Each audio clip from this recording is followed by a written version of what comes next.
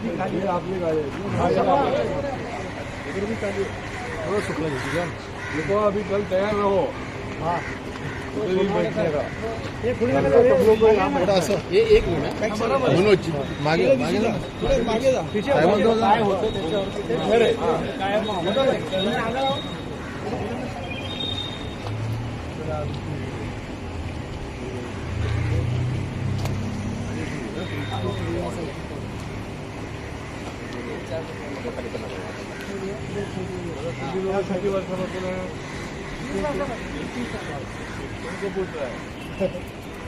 काम कितना कर रहे हैं क्या?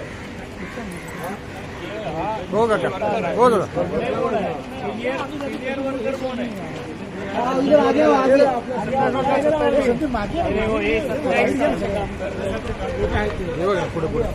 हो जरा ऐसे थोड़ा ऐसे हो जाओ थोड़ा ऐसे हो जाओ हो भाई 27 वर्ष काम करतोय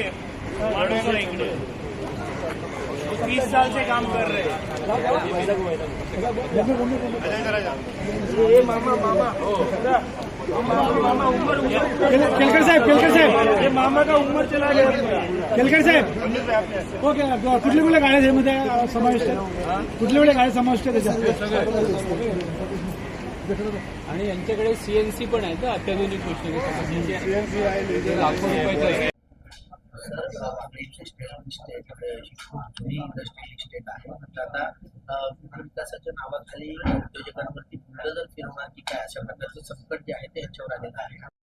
काय नेमकी भूमिका आपली असणार आहे? वागळे इंडस्ट्रियल इस्टेट ही आशिया खंडातली क्रमांक 1 ची औद्योगिक वसाहत आहे आणि उद्योजकाच्या गाड्यांवर आपण बुलडोझर फिरवायला निघाले ज्यांच्यावर बुलडोझर फिरवायला पाहिजे त्यांच्यावर फिरवायचा नाही आणि जे काम करणारे कष्टकरी आहे जे कामगारांना न्याय देत आहेत कामगारांना त्या ठिकाणी त्यांच्या हाताला काम देत आहेत ज्या कंपन्यांच्या नावावर करोडो रुपयाची काळामध्ये देखील या कंपन्यांनी सामान जे आहे ते या ठिकाणी प्रोडक्शन करून पुरवलेलं आहे असे हे उद्योजक आहेत क्लस्टरच्या नावाखाली तुम्ही यांना उद्ध्वस्त करायला निघाले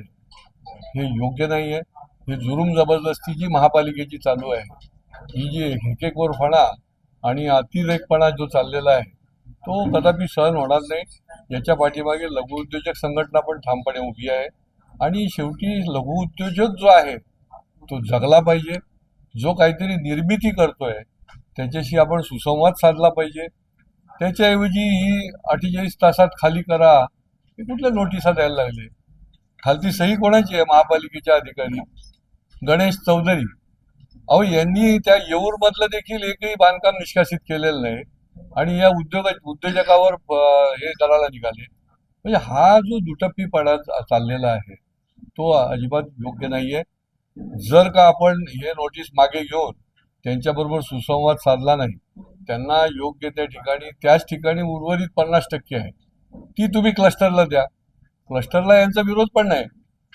परंतु यांचे जिथे गाळे आहेत त्या फेरोडाने दिलेले ओनरशिप केलेले पैसे घेऊन दिलेले ते गाळे की जे 30 वर्ष काम करतायत तर त्यांच्यावर तुम्ही बुलडोझर फिरवणार का त्यांचा पर्यायी त्या ठिकाणी द्या किंवा आहे त्या ठिकाणीच राहून उर्वरित जी 50% जागा जी आहे क्लस्टर करता तुमच्या नियमामध्ये घ्यायला निघाले ती घ्या अन्यथा या ठिकाणी 48 तासाची जी नोटीस आहे त्याच्या आतमध्ये ही सगळी मंडळी जी आहे ती तिथे बेमुदत धरणं आंदोलन करायला बसतील त्या ठिकाणी तिस्सा देखील त्याचं नेतृत्व करेल आणि हे लोन जे आहे ते उद्योजकांमध्ये पसरत जाईल सर 22 तारखेपासून नाही कोर्टात जरी केस असली प्री-ज्युडाईस आहे